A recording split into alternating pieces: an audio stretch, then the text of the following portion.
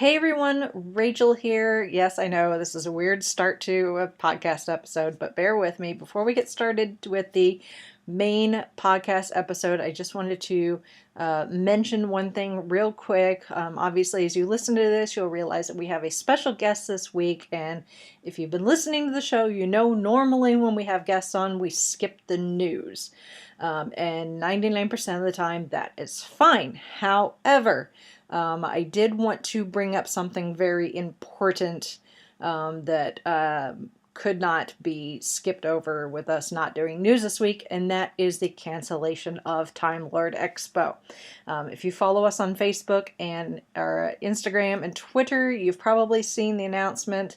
I've shared it from Time Lord Expo on our Facebook page and on Instagram and therefore through our Twitter feed.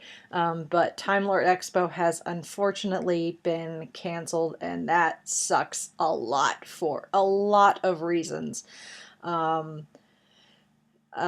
reasoning behind the cancellation, there's several. There were a couple of guest cancellations last minute, which the showrunners thought kind of, took the fun, I guess, out of the event, not having these particular guests, even though we still would have had some amazing guests that were still coming, still would have come, that would have made for an amazing weekend, but they just felt that, losing these two particular guests, Sylvester McCoy and Tom Baker, it was just one too many losses of guests to continue on. But there's also another reason that I'm not going to go into because that is personal. It's not my personal reasons, but it has to do with the showrunners and things that are going on in their personal life, which would cause them to not be able to give their full 100% to make sure that Time Lord Expo runs the best and as smoothly as possible. I do know what's going on, but as I said, it's personal, so I'm not at liberty to divulge that. But I will let them, down the line, if they decide to want to divulge, what's been going on, that's fine. But as their friend, and as a sign of respect to them, I will not go into their personal details. But good vibes, prayers, good whatever would not be remiss sent their way. I will leave it at that. So, obviously that means I'm not going to be there. No cosplay contest. I had to email all my entrants and let them know, which, bites. I will admit I am only human, and therefore I am selfish, and I am disappointed in what the Time Lord Expo being canceled means for me and for the podcast. It would have been amazing to meet some of these Doctor Who alumni and be part of something that could potentially grow into something amazing. And plus, it would be great exposure for the podcast. I know we've got listeners from all sorts of areas, and I would have got to talk to not just the Doctor Who celebrities, but fans, fellow Doctor Who fans, and let them know about the podcast and squee over all things Doctor Who for 3 straight days. It would have been absolutely amazing, I'm sure. I have cried. I will be honest, I've cried more than once since finding out about the cancellation. But it is what it is. I have no control over it. Those of us that were involved with helping, with cosplay and the volunteers and all sorts of things, we're all disappointed, but we totally understand where the folks in charge are coming from and why they had to make this decision. This was not a decision that was made lightly. They approached all of us and asked our opinions and, took those into account. But at the end, Time Lord Expo has been canceled. That being said, if you find yourself with a loss of what to do that weekend now, you do have some options. The folks at Wibbly Wobbly Timey Wimey have thrown together what they are calling Ohio Who 2017. And that will be taking place Saturday, October 14th from 10 to 6 at Pack-Rat Comics in Hillard, Ohio, which is right outside of Columbus. So it is, at least for me, slightly further distance than it would be to go to Dayton. But for, go to Columbus, go to this, make a weekend out of it, go to the Rock and Roll Hall of Fame, I don't know. But that is going on, like I said, Pack-Rat Comics in Hillard, Ohio from 10 to 6, and they are bringing in Terry Malloy, who Wibbly Wobbly Timey Wimey was already sponsoring Terry's appearance at Time Lord Expo, so Terry Malloy, aka Davros, and then Caitlin Blackwood, aka Young Amy Pond or Amelia Pond, aka Karen's cousin, will be making an appearance, and they'll be signing autographs and taking photos, with your camera or phone or whatever. It's going to be, it's free to attend. Obviously, photos and autographs, those cost. They do have a couple of VIP, like smaller, more intimate meet and greets available, I think, still.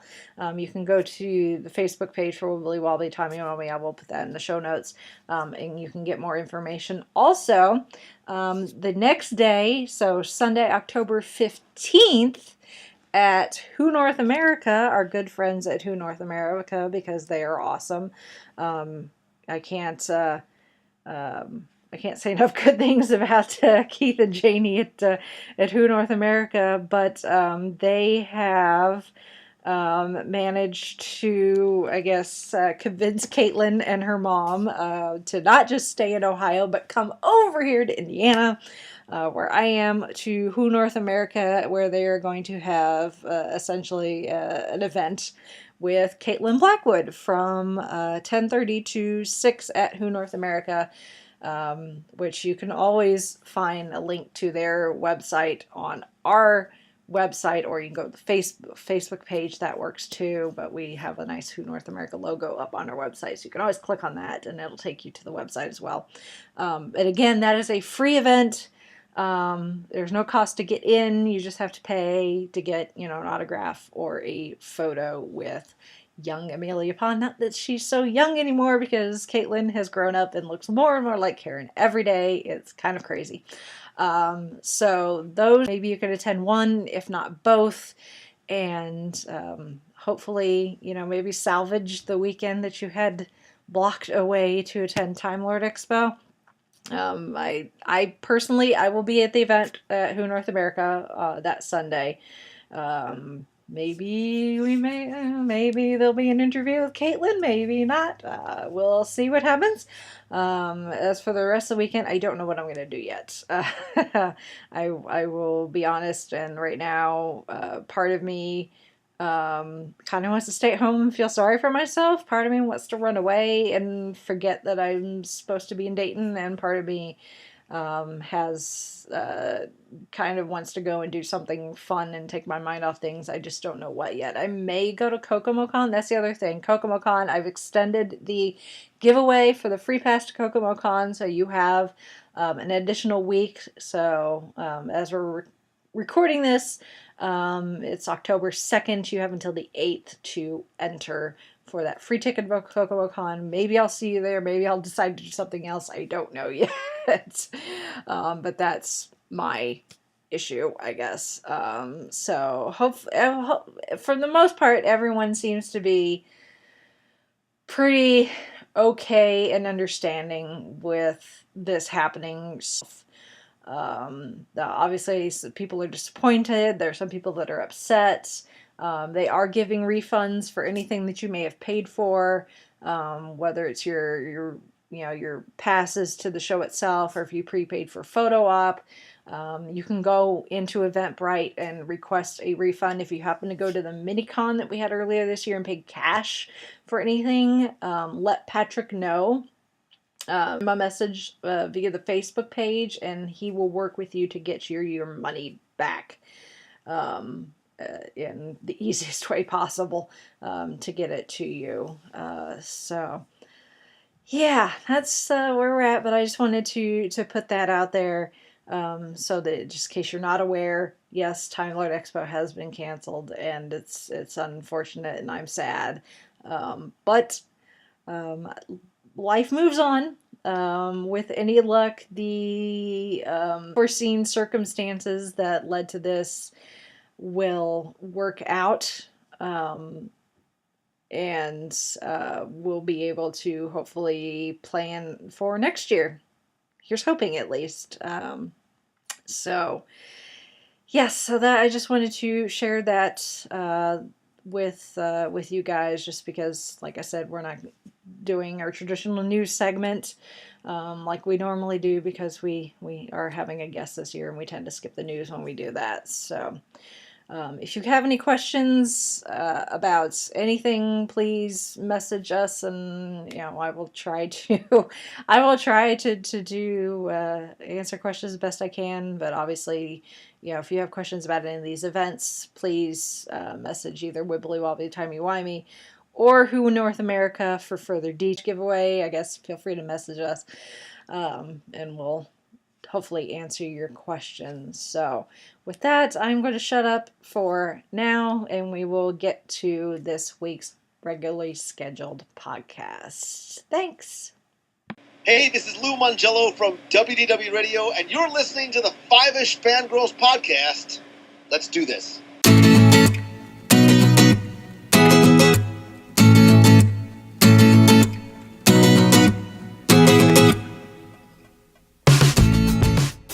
The tangents this week continue all the way to episode 156 of the Five-ish Fangirls podcast. And let's all sit down and crack open a book and let's talk Disney. Welcome everyone to this week's episode of the Five-ish Fangirls podcast. So glad you could join us. Let's start off like we do every week, but on the virtual table, and see who's joined us this week. This is Brittany in Bethlehem. This is Chrissy in Salt Lake City. This is Sally from Wisconsin. And this is Rachel in Indianapolis, Indiana. Hello, everyone. Hello. Hi, guys. We're diverting a bit from the normal way we do things, because we've got a special guest this week. Yay! We love it when we get guests. Yes, guests are always fun. So we want to give a big Five-ish Fangirls podcast welcome to... Are you going by Jeff or Jeffrey? I much prefer Jeff. Walt was good enough for Walt, so Jeff's good enough for Jeff. Okay, good. So, we know him best as Jeff, but the front of his books, actually, at this point we could say books, say Jeffrey Barnes, but we're just going to call him Jeff, because... How about Dr. Disneyland? Or Dr. Disneyland. That works, too. I like that. I do, too. That's great. He's an author. He is a collegiate level instructor. He's a big Disney fan.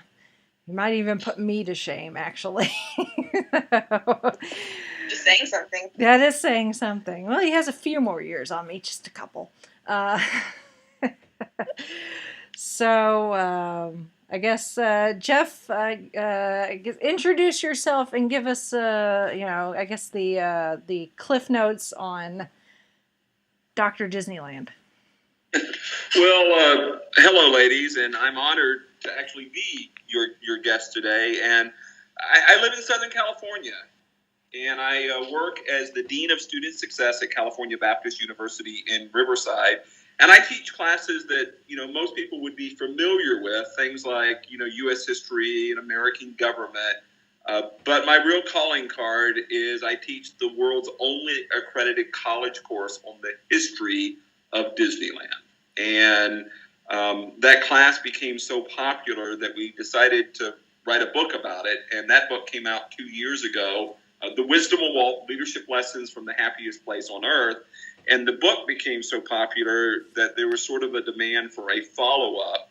And the follow-up book just released yesterday, and it's entitled Beyond the Wisdom of Walt, Life Lessons from the Most Magical Place on Earth. And so the first book is very much Walt and Disneyland centered, And the follow-up book is very much the leaders who picked up Walt's dream for Florida after he died in 1966, and very much about Epcot and Walt Disney World. And so it released on October 1st, really as part of the anniversary. Epcot turned 35 yesterday. You planned that on purpose, Walt didn't Disney you? World turned 46.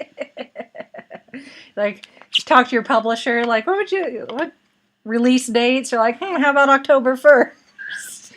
Yeah, and it gets kind of crazy. You have, it's one thing to write the books, but then when you put them in the various format, whether it's hardcover, paperback, ebook, or audio, all of those are completely different operations. And the real challenge for this round was making sure that every mode was available on October 1st, and it was pretty touchy last week, but we made it, and yesterday was a big celebration. Yay!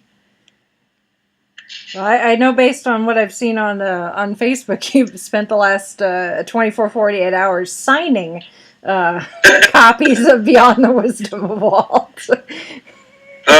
Yeah, so pre-orders were through the roof, and the books showed up, at least the pre-orders, because we promised that they would all go out signed.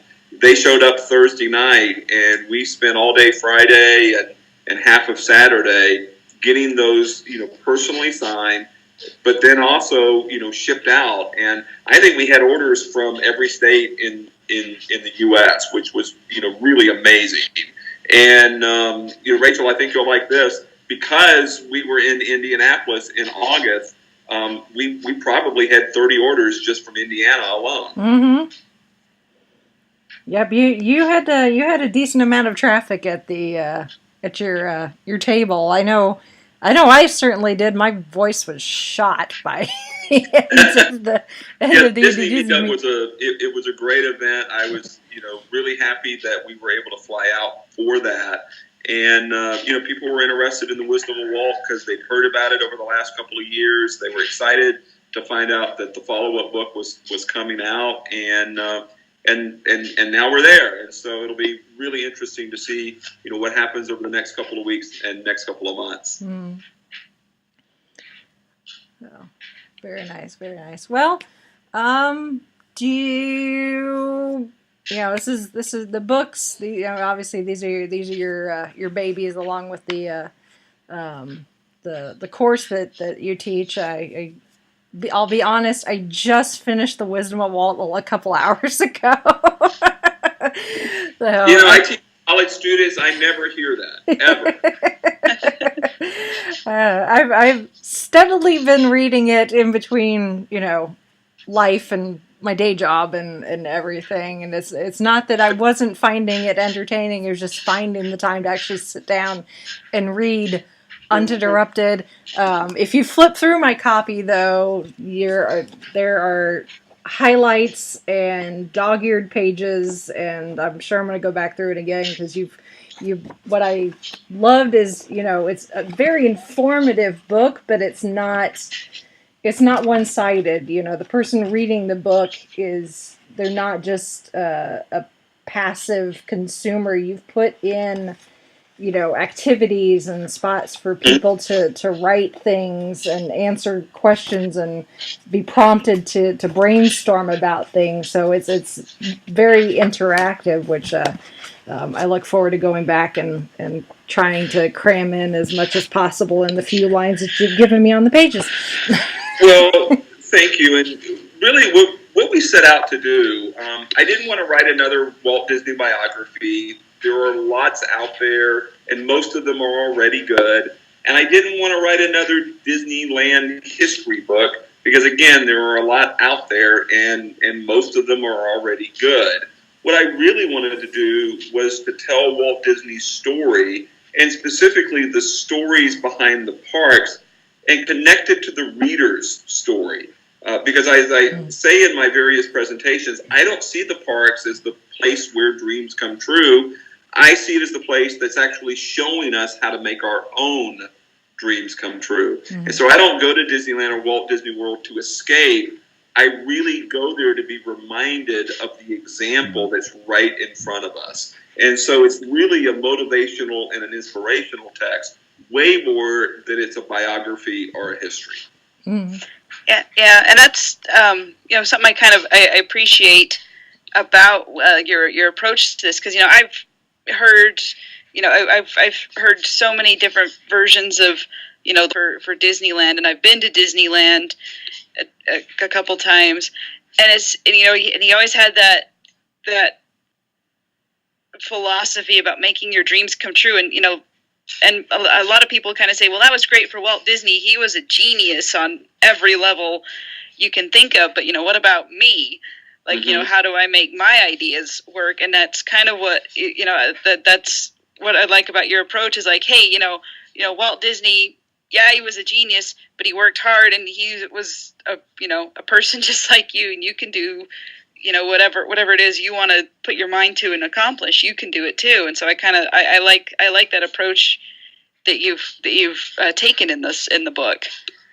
Yeah, what really sort of keeps me awake at night is I'm haunted by the idea of Walt Disney sitting on that park bench in Griffith Park with his two young daughters on a Saturday afternoon, and he has this crazy idea of a place where parents and children could have fun together. And what if he never gets off of that park bench? Or what if when his wife Lily says, I don't want anything to do with an amusement park because they're dirty? Or what if when his older brother says, we're not building a damn amusement park, Walt? What if Walt gets off of his bench, or he gives in to the doubters and the naysayers that included his own wife and his own brother? Then we never see Disneyland, and we never see Walt Disney World. We never see any of the international parks. And so what I am convinced of is that every person has that unique idea. Every person has that crazy thought. Every individual has some sort of dream. And the real difference between you and me and Walt is Walt got off of the park bench. And Walt had the courage to see his dreams come true, which meant he had to deal with all of the doubters and all of the obstacles and all of the adversity that we face each and every day. Walt just never gave up, and he was completely relentless in making sure his dreams come true. People don't realize Walt wasn't born successful. He had a very difficult childhood, and he failed far more often than he was successful. And those stories, I think, can really be the motivation and the inspiration. They can inform us regarding our own life, our own dreams, our own business, and our own families. Yeah, definitely, for sure. I mean, that's everything you just said is why Walt Disney is one of my, historical role model heroes, whatever you want to call it. And yeah, I totally agree with all of that. Mm-hmm. So I do have one question though. Mm-hmm. How you said you are, it sounds like you're a professor of history. Yes. And you teach a class about Disneyland, a history of Disneyland. How did that come about, and how did you get accreditation for that? Because that is amazing. I mean, it is. To me, Disneyland and Walt Disney is one of those key touchstones of American history. That it's maybe it's not as big as like the American Revolution or the Civil War or something like that, but he's kind of an embodiment of the American dream, and one of the things I value about American history. So it's like, so I'm sitting here thinking, why isn't there a class taught about Walt Disney? So I'm just curious, how did that come about? So here's the story. My first trip to Disneyland, which I write about in the first book, The Wisdom of Walt, I actually hated. And it's because I grew up in Florida, and my first Disney park experience was at Walt Disney World in 1974. So when I come to California and go to Disneyland in 1988, I was in graduate school at age 25, I was completely underwhelmed. The idea that you can see one of the attractions, the Matterhorn, from the freeway was really offensive to me, because when you get to Florida, I mean, it's a 5-mile drive on Disney property between I-4 and the Magic Kingdom parking lot. And here I am on the freeway in California, and you just look over, this hedge or this berm, and, the park's right there. And, we ended up waiting in a lot of lines, and it was really crowded. It was really hot. And, when we walked out of there in August of 1988, if you'd have told me, look, you're going to fall in love with this place, you're going to, teach a college course about it, you're going to write a couple of, I would have said you were absolutely nuts. But I ended up returning 3 years later. Who is this Walt Disney guy, and why is this place so popular? And that's when I learned that he wasn't born successful, and he had more failures than he did successes. And even when it came to Walt Disney at age 53 opening up the Magic Kingdom, well, the Magic Kingdom, even for Walt Disney, didn't just magically appear out of an orange grove in Anaheim. It was that impossible dream. And so I started having this idea for a book that went as far back as 1991. And then when my wife and I moved to Southern California in 2011 and became local annual park pass holders and kept going back to the park again and again and again, fairly early on, I started dreaming of a college course. Not because I wanted to teach a class about an amusement park and, take kids to, ride roller coasters and give them an EA, but because I genuinely believe that the parks are showing us how we can be successful in our own lives and see our own dreams come true. But then secondly, I believe that Disneyland especially is a reflection of who we are as the American people. And it's telling our story from the 1950s, 60s, 70s, 80s, 90s, and beyond. The challenge is, when I came up with this idea, like a lot of us, when we get that dream, when we get that crazy thought, when we're sitting on our park bench, well, my inner critic immediately spoke up and said, look, you cannot pitch your Mickey Mouse idea for a college course on the history of Disneyland because they are going to laugh you off of campus. And so the dream lay dormant for a couple of years. But as I like to say, our dreams are like the hitchhiking ghost in the Haunted Mansion. They follow us home, and they distract us in the middle of the day, and they wake us up in the middle of the night. And that crazy thought for a college course in the history of Disneyland just simply would not let me go. And so finally, I had the courage to pitch this Mickey Mouse idea to the chair of our history and government department. And that's where I learned that, A, he had worked as a cast member at Disneyland 30 years ago when he was a student at USC. And when we began to talk about how the park really sort of reflects our own history from the 50s, 60s, 70s, 80s, 90s, and beyond, he actually loved the idea. And so for the next year, we got to, finally work on that dream and put together a syllabus, curriculum, textbooks, guest lecturers, field trips, and gave the first lecture in the first class in May of 2014. That is amazing. Awesome. And honestly, never have asked, it never would have happened. Absolutely. And that's almost a lesson in and of itself. And then the other part of the story is the day after I gave the first lecture for that dream course, History of Disneyland, the next day I was actually diagnosed with a brain tumor. Oh, and wow. The neurosurgeon at Cedars-Sinai wanted to operate immediately and said, look, this is life-threatening. I want you back here on Tuesday for surgery.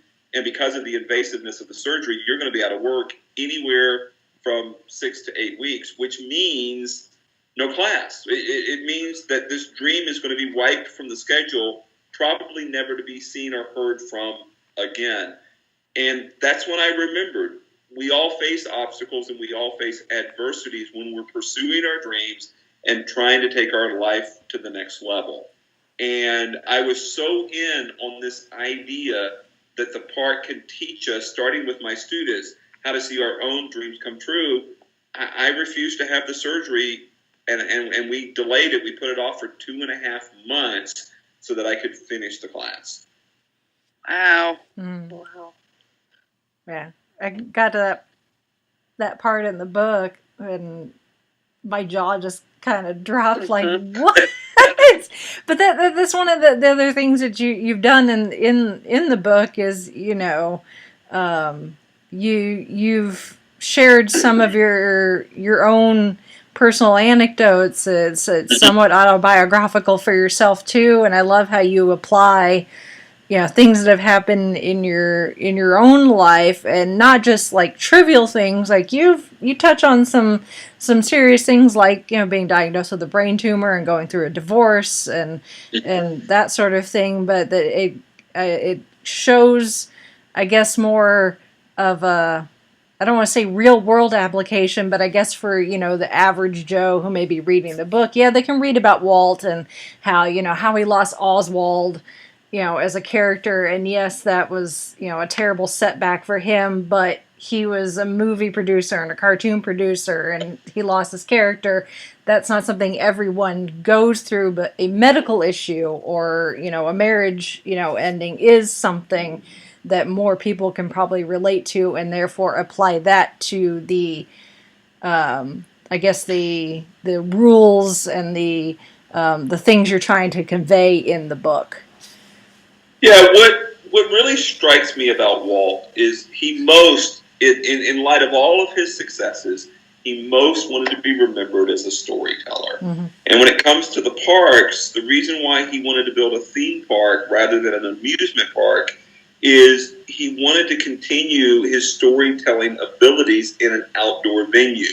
And that's why the parks have attractions rather than rides. And I believe that those attractions are actually challenging each and every one of us to go out and then live our own great story. And if you talk to people, we all love stories. It's part of our human nature. Mm-hmm.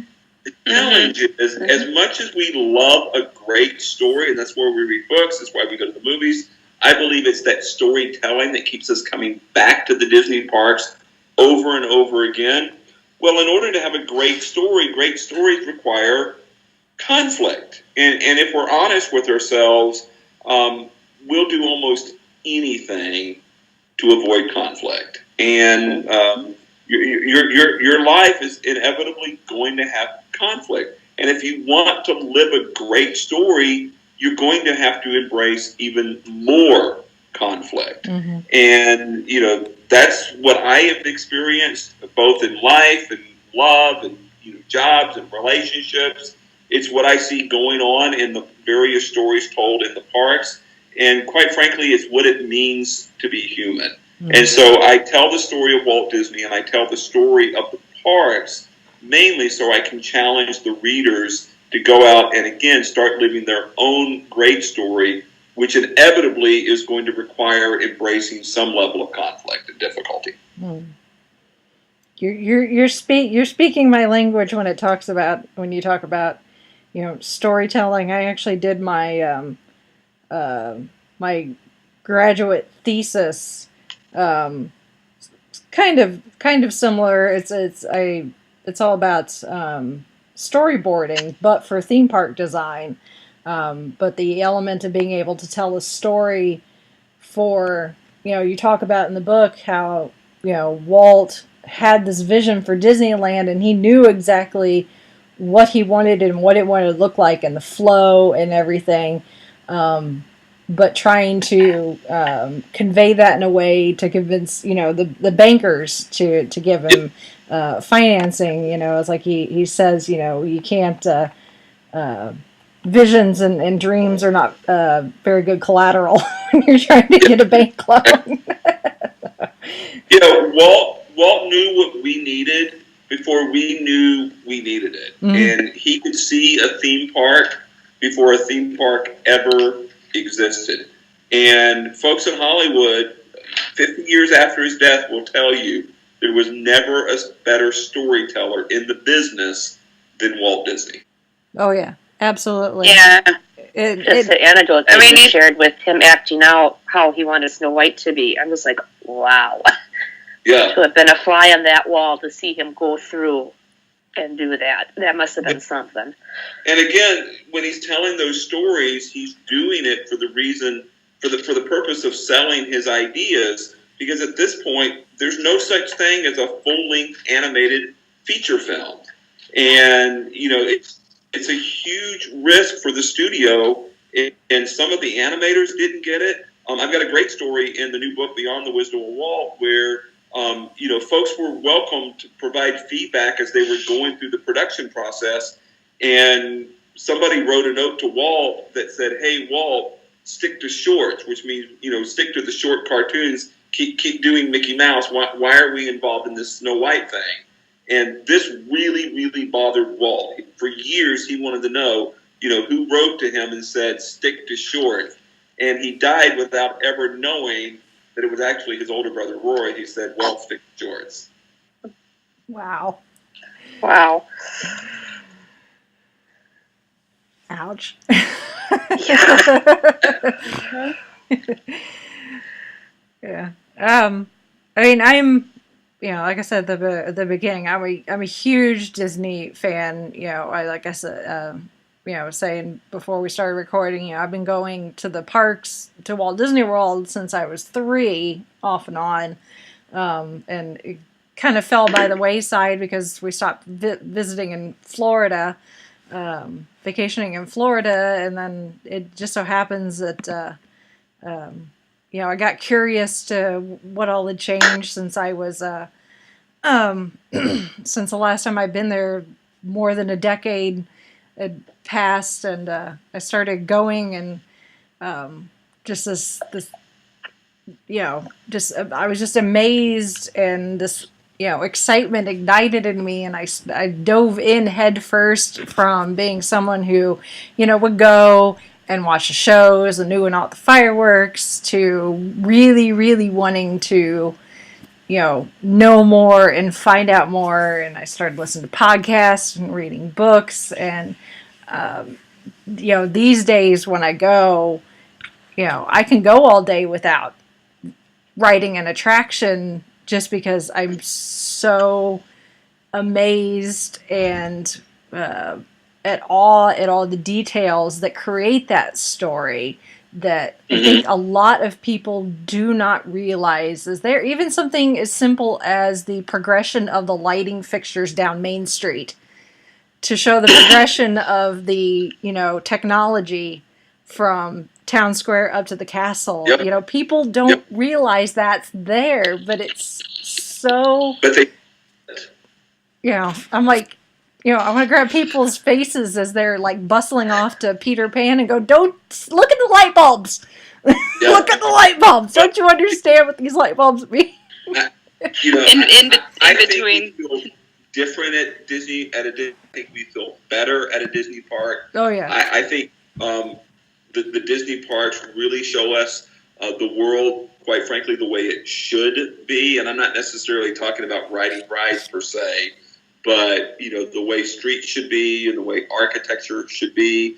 And the Imagineers refer to it as the architecture of reassurance, and it's this idea that things can be good and everything can be okay, and places and things are where they're supposed to be. And there is a level and a layering of detail that I believe you feel emotionally, whether or not you ever notice it and actually realize it and pay attention to what is exactly going on. So, for example, when we do our tours at Disneyland, one of my favorite features is to come around the rivers of America and talk about how, Tom Sawyer Island's the only attraction in a Disney park that was 100% designed by Walt himself.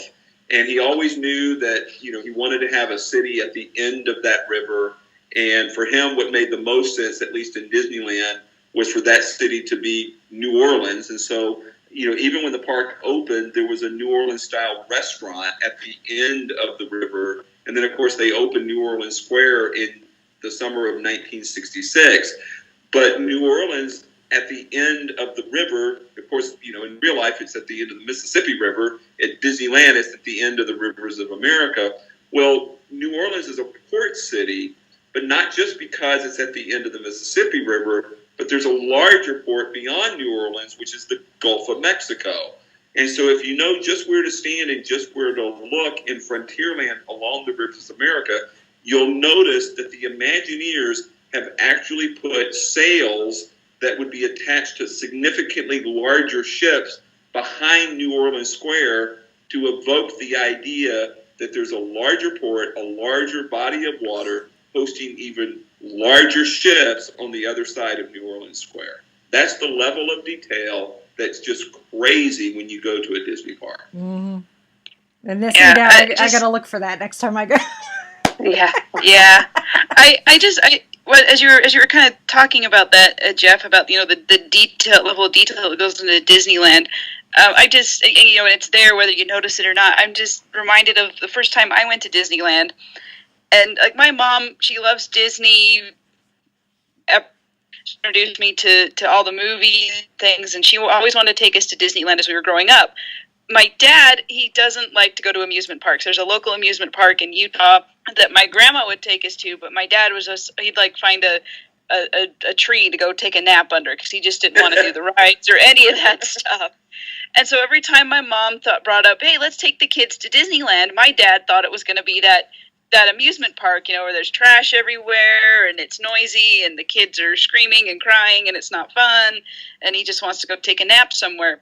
So when I was 20 and my sister had graduated high school, my mom just said, look, we're going to go, and whether your dad wants to go, that's up to him, but we're going to buy tickets and go. So we went, and my dad did go with us because he didn't want us to go by ourselves. He wanted to drive and everything. So we go to Disneyland, and he is like, wow. It surprised him just how, first off, how clean it was. And he loved all the museums and the shops on Main Street. And he just was like, wow, this is not a normal amusement park. This is not what he thought it was going to be. And, he's not really, he knows about Walt Disney in a historical sense, but he's not a big Disney-phile or anything, but he just loved it. And he's like, we're going to go again and all these things. And so it's like, even the people who don't get into this level of detail or, get into the historical or all the trivia Disneyland or even Disney World. I've never been to Disney World, but I don't imagine it'd be any different than Disneyland. But it's just people who normally don't like amusement parks, they love Disneyland, and there's a reason for that. And I think that's what you're talking about, though, the detail and love that goes into designing the parks. Yeah, and I actually write about this in the new book because when Walt set out to do a place where parents and children could have fun together, he knew he didn't want to do an amusement park. But that doesn't mean he had the terminology theme park and started calling it that right out of the gate. And there's a great definition in the book. A theme park without rides is still a theme park. An amusement park without rides is a parking lot with popcorn. Yeah, that sounds about right. Yeah. I think one of the things with the Disney parks, whether it's Disneyland or Walt Disney World, especially for those that are haven't been indoctrinated into the cult of Disney yet, it's one of those things where like with Chrissy's father and my husband the first time I took him. And I know your wife Nikki, Jeff, you mentioned in the Wisdom of Walt, it's like, if you've never been and you haven't experienced, you don't quite get it. And you have to experience it to really get it. And if you've only been to a fair or carnival or another amusement park, and that's, your only frame of reference, that's your only context, you're, again, really not going to get it until you actually get there. And that's what happened with Nikki. Her first time to Disneyland was on our honeymoon, and she didn't understand why we were going to an amusement park on our honeymoon and what in the world we were going to do there for 5 days. And part of that was in the context of her having worked at an amusement park in Virginia when she was in high school.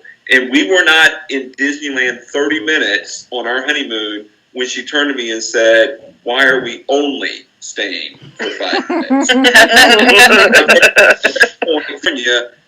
She had no idea what would be coming a few years later. Yeah.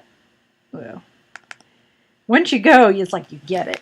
But until you get it, you can only can only look at so many pictures, and I mean, even in this day with YouTube and Instagram and social media, you still can't quite you don't get that feeling until you're actually there, because you need all that sensory stuff that you talk about in the book, the smells and the sounds and the touch and everything. Yep. So, and then again, we like to think that we're logical, rational thinking beings. Human beings are still very much driven by emotion. Mm-hmm. And when you're in the park, all of your senses are at play and driving those emotions. And again, it's that architecture of reassurance and this idea that the way the world should be is actually in play when you're at a Disney park. Any even outside of the Disney parks, anytime I happen to be somewhere and there's that musty water smell, Pirates of the Caribbean, right there. Yeah. I will say one of the things, like you said, you didn't want to do another Walt biography or historical text or something like that. But what I did enjoy is that there were a lot of things about Walt that I already knew, because I have to know everything, and I walked through One Man's Dream 5 million times, and I've read every placard 5 million times, but there were still several stories and facts about Walt that I did not know. Oh, good. Yes. So, like, I had no idea. Walt's family history can be traced back to the 11th century. I didn't know about Walt's issue with pronouncing certain words, and I love the story you told about your mother. Well, I tell you what, get on YouTube and watch the opening day broadcast from July 17th, 1955. Mm-hmm. Listen to him read the Frontierland dedication. Okay. One of his staff members failed him because they knew he could not pronounce the word drama. And the word drama is in that plaque dedication. And he reads it in a classic Walt Disney, I cannot pronounce this word kind of way. And it's like one of my favorite moments in my History of Disneyland class when we get to watch that broadcast and I get to hear Walt mispronounce the word drama. I'm sure I've watched that video. It just probably never occurred to me, and then it's maybe because it's a Midwestern thing. Maybe I just I hear stuff correctly. Yeah, you won't miss it now. Trust me. Yeah, it's one of those things like, oh, now I can't unhear it. Probably. Yes. Yeah. I also didn't know about the circus and the runaway llamas. I laughed quite a bit reading about that and the topless trapeze artists. Yep. Yeah, Walt had this thing about circuses, and it goes back to when he was living in Marceline and tried to go to the circus, and they didn't have the money for it, so then he tried to host his own circus and get money from the neighbor kids, and his mom found out about it and made him give the money back. And once he opened up Disneyland, he's like, I can have my own circus.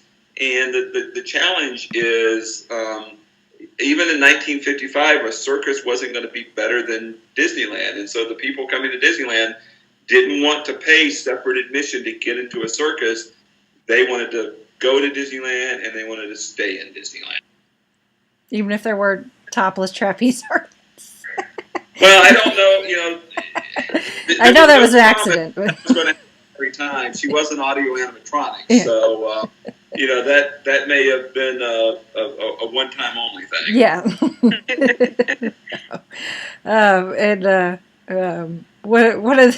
One of the things that I actually laughed most at actually isn't an anecdote about Walt, but it's one of yours. I didn't know that steroids cause the hiccups. Yeah. Oh man. I'm I sorry. felt for you when I was I'm reading sure that. at the Like, time you oh. were absolutely miserable. It sounded like you were miserable. But at the same time, I'm reading your issue with the hiccups, and I'm snickering to myself like I feel bad for laughing. This is kind of funny. Well, people ask me all the time. They're like, "So how was the surgery?" And the truth of the matter is, the surgery wasn't fun, but it wasn't as awful as you might imagine. I'd have the surgery 100 times over before I would have those hiccups again, because I was convinced I was going to die from the hiccups. And these weren't ooh, I drank my soda too fast kind of hiccups. This sounded like Dumbo's mother sitting on your chest, and you're never going to be able to breathe again kind of hiccups. Yeah. And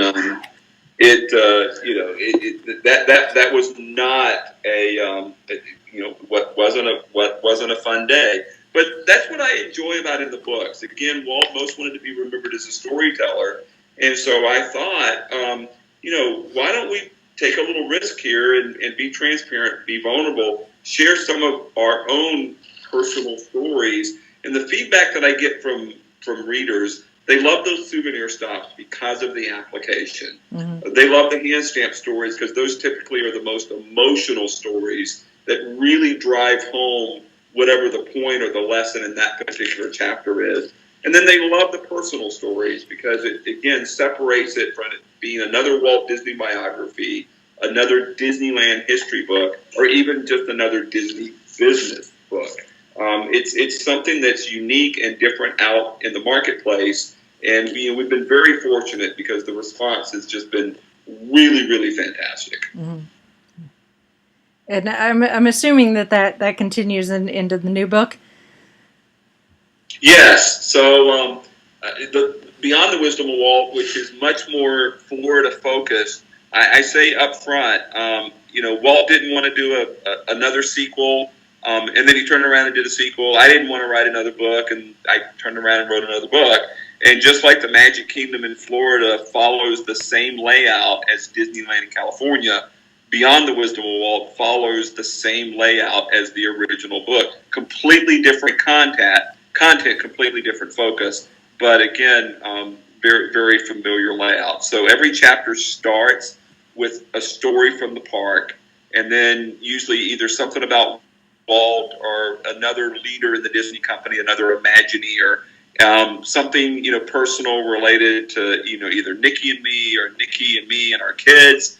And then, typically there's the souvenir stop, which is the application for the individual reader. And then we go back to the parks by way of the hand stamp stories. Because, again, I want the books to be park-centric. I want what's going on inside the parks to drive what's happening in the books. And so every chapter starts with a story from the park, and every chapter ends with a story from the park. Just like a day at the begins and ends always on Main Street. Mm-hmm. And I love both the Wisdom and Walt, but the new book. I have to applaud you on whoever you chose to do the cover, the artwork. I love it. Well, thank you. That was not easy because we knew we wanted something similar but different, and coming up with something that made it obvious that it was a new and different book, and yet still part of the same series. That it was easier when we were starting with the first book, and it could be almost anything. The cover for the second book was more difficult because it was more restricted in the sense that it needed to be different, but yet also similar and also familiar. I couldn't be more happy with it. I love the spaceship image on the front. I love the blue versus the red on the first book. And this is sort of silly because, I wrote both books. What I'm most proud of is the castle image, Cinderella Castle from Magic Kingdom in Florida, that's on the back cover of the hardcover. I actually took that picture. And for whatever reason, I'm sort of more proud of that than I am of having actually written both books. I'm not typically a very good photographer. Well, those castles... they get their photo taken a lot, so it's kind of hard to take a bad picture of either castle, though. Good point. They're just so photogenic, and no matter whether it's dressed up for Christmas or Halloween or just middle of summer, the castles are just, they're so iconic, and they photograph really. Heaven knows I've got hundreds of photos of Cinderella's castle, and I don't need it. The castle's not changed any. I visit about the same time every year, so it's always dressed up for Christmas, but there's something about that castle. It's like, oh, let me take 50 pictures right now. Yep. It's that weenie that's just asking to be photographed, I guess. Yep.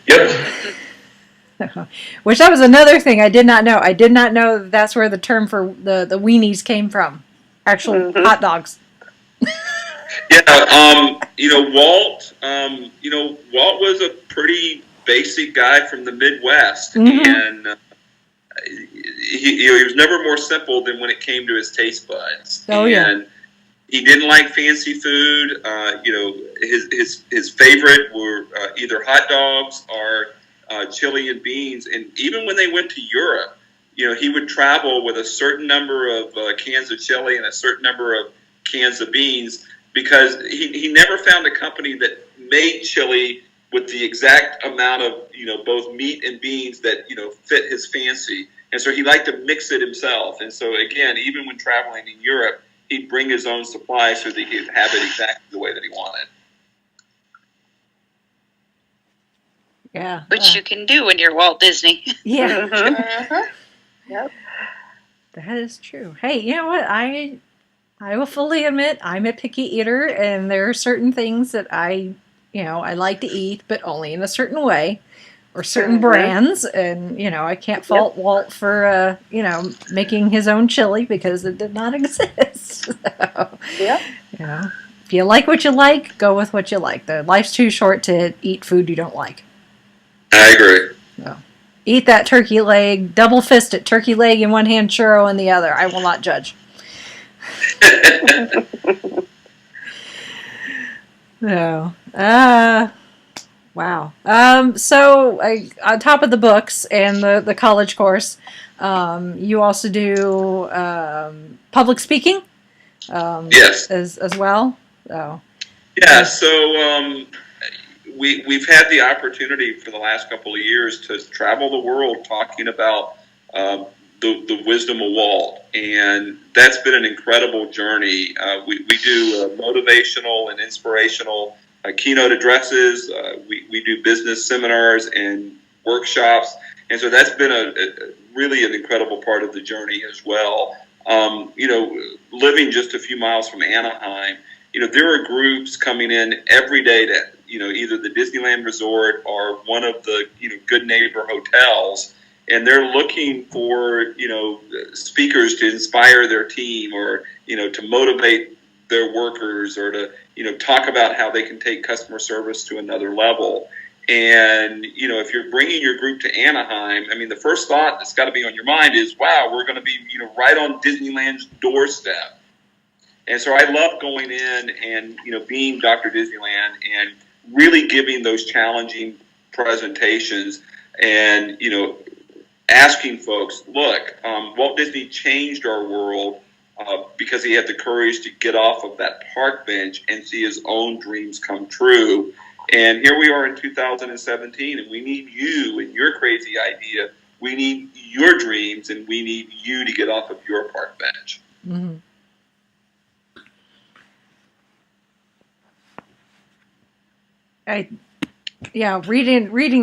Reading the Wisdom of Walt, like I said, I just, every time I got a chance to read it, I sat there and I got, I don't know, maybe a chapter or two in, and I realized I need a highlighter. There are things that I want to be able to come back to and find them, whether it's a quote from Walt specifically, or it's a quote from one of the many other amazing authors or Imagineers that you have referenced in the book. There are a lot of books that you reference that I don't know. There are several quotes from Jim Korkis and stories from Jim Korkis, and I love Jim Korkis. He's a fountain of Disney information. I don't know where he keeps it all. I stayed yesterday with Jim Korkis. Oh my goodness. Jim is he's the people I've never actually spoke to him personally, at least not yet, but the people I know, he gets going on, the Disney history and information, and he's just pulling it out of his head. He's like, I've been referencing like absolute, Google, and he's a walking Disney encyclopedia. Anyway, and he gave the leading testimonial for the new book, which I was extremely honored. Very nice. That he was willing to do. Lee Cockrell wrote the foreword, and Jim Korkis has the lead testimonial. Nice. And I just never thought I would live in a world where those kinds of folks would care about anything that I'm trying to do. But see, that's what happens when you believe in yourself and your ideas and your dreams. Mm-hmm. And so teaching the course, writing the first book, and now the second have helped make all of that possible. And so what I want your listeners to really think about is, what are your ideas and what do you need to do to start getting busy with those dreams and those ideas? And how might you change the world, and how might your dream make a dent one day? Very nice. I was going to ask this. I did. At this point, obviously we want people to read the books. Every single page, read every single page from cover to cover. But if there is one thing from maybe both books, or just in general, a takeaway that you want people to maybe have floating there in the back of their mind while they're reading, but beyond what you just told us, is there anything else that you'd like to let our listeners maybe think about or mull over? Sure. I think from the first book, the chapter where I write about Walt's 4 C's for success, mm-hmm. and those 4 C's are courage and confidence, consistency, and curiosity. I mean, that's what it takes to be successful, to remain courageous and confident, to be insatiably curious and consistent about what you do each and every day. And we find all of that on display when we go to a Disney park each and every time. And then I think for the second book, the 2 lessons that really stand out for me are either dealing with doubters, and the second you start pursuing your dream, you're going to hear from people who are going to question you, who are going to challenge you. They're going to become those doubters and those naysayers. And most often, people who are taking shots at you and your dream, they're doing so because they've already given up on theirs. And you can't let those people, keep you down. And you can't let those people hold you and your dreams down. And then there's a chapter on overcoming obstacles. And, the example that I use there is, when they were laying out Florida originally, the expectation was that where Seven Seas Lagoon is, that's where the Magic Kingdom parking lot was supposed to be. But when they went in and did the land survey, they realized that it was so swampy, it was never going to be strong enough to support a parking lot, let alone the vehicles that would be parked there. And so they ended up backing the parking lot up, draining the swamp, and extending Bay Lake.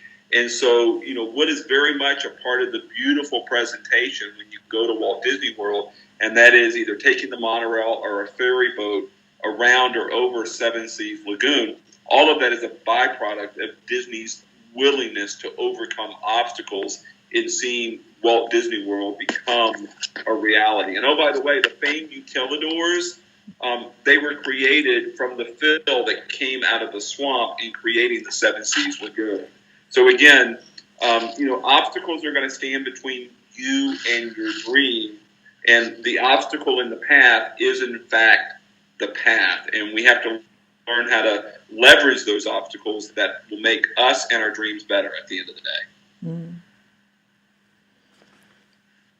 Very nice. So Won't you, I guess, let our listeners know where they can find said books if they don't already have them? So you can go to my website, thewisdomofwalt.com, and you can buy either book on the website, and you can buy the books in one of two ways.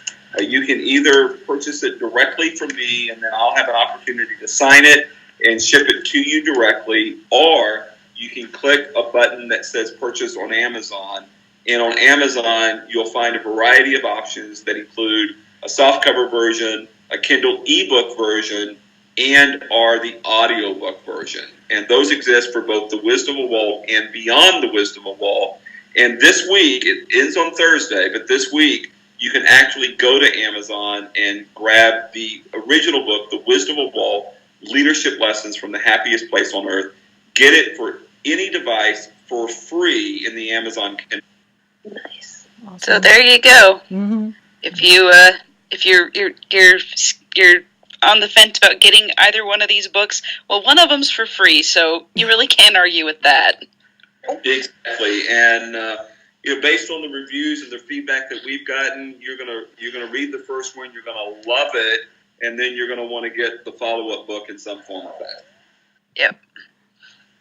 And then do leave reviews on Amazon for the book if you, because that helps the rankings and everything else help people find it. So definitely leave reviews if you do buy it and read it. So there you go. Mm-hmm. And then if people want to contact you, they can just go to the website and so you can find me Jeff at thewisdomofwalt.com. That's the email address. And you can find me on Instagram at Dr. Disneyland, Twitter at Dr. Disneyland, or simply Jeff Barnes on Facebook. And then the Wisdom of Walt has its own Facebook page as well. And is Doctor spelled out, or is it Dr. Disneyland? It's just Dr. Disney. Dr. Disney. Okay. Alrighty. Awesome. Well, Jeff, thank you so much for taking time out of, I'm sure, what is a very busy schedule now that the book's out. Now it's telling everyone the book's out time. It's like you've worked on it so long. It's like, it's like a musician or an actor. It's like, oh, I worked on this movie. Now I got to go tell people to go see the thing I've worked on. So it's kind of your press junket, I guess, for promoting the new book. But we do appreciate you coming on and talking to us about the books and giving us some pretty amazing insights and stories. And there's even more stuff in the books that we won't get into, because then that would ruin the experience of reading the books. So you're just gonna have to read it for yourself. Well, ladies, and this really is a passion, and I love to hear from your listeners, and anything I can do to help other people, to their success and see their own dreams come true. That's why we're doing this, and would love to hear from anyone and everyone. Absolutely, and definitely. If any of our listeners want to comment, if you don't necessarily want to send anything to Jeff directly, obviously you can always comment on our Facebook page or on the blog, the5ishfangirls.com, or you can contact us if you got questions or anything. And if you decide not to buy the book from Jeff's website directly and through Amazon, please use our affiliate link. That would help us out. It would help Jeff out, because book sales, but it also helps us out as well. But obviously, buy the book however you see fit. But I'm just saying, scratch our back, we'll scratch yours. And we'll put the links to Jeff's website and Facebook and all social medias and everything in the show notes, so you can easily find it there. I'm sure we'll be tagging you when the show goes live in the next 24 hours as well, so people can always follow those tags back to you as well. So, I guess my final question before we sign off is, you because of the timing of when the first book was written and when it came out, I have to know, was Space Mountain your first ride once you were allowed to ride again at Disneyland? Mm-hmm. So after the surgery, I was grounded from amusement park to include Disney rides for 2 years. And I was able to, get back on everything on July 24th of 2016, a little over a year ago. And I said in the book, because it was in that in-between period, I said in the book I would be on Space Mountain at 8:05, and I stepped into my rocket for what was then, because of the overlay, Hyperspace Mountain. I stepped into my rocket at 8:13 on July 24th of 2016. And everything went fine, and we rode it 3 times in a row before we then moved on to the other attractions. And I rode everything in the order in which I missed the attraction the most. And so rather than being super efficient about, go here so that you won't have to wait in this long line and go there because you have a fast pass for it. No, I was actually very intentional. I missed Space the most, so we rode it 3 times. And then I missed Pirates of the Caribbean. If for no other reason, I didn't understand why, because of those 2 simple drops. I couldn't ride Pirates of the Caribbean, but I had not been able to ride it for 2 years. And we just went through the park, again, in the order in which I missed the various attractions. And that was a great day because we heard from thousands of people because they had read the book, and they were sort of cheering us on as Dr. Disneyland finally got to get back on the Disneyland rides. Nice. Yeah. Yeah. All right. That's awesome. Yeah. I had to ask. He says he was going to ride Space, but that was a year ago, more than a year ago. So I was like, I got to find out. So, Yep. Yeah, that's awesome. So, all right. Well, I guess we shall sign off for Jeff. Sure. If you will hold on for a second, we'll take care of a few things after I hit stop here. But other than that, I think we shall sign off for this week. This is Brittany and Bodo saying goodnight. This is Chrissy saying goodnight from Salt Lake City. This is Holly from Wisconsin saying good night. This is Rachel in Indianapolis, Indiana. Have a magical night, everyone.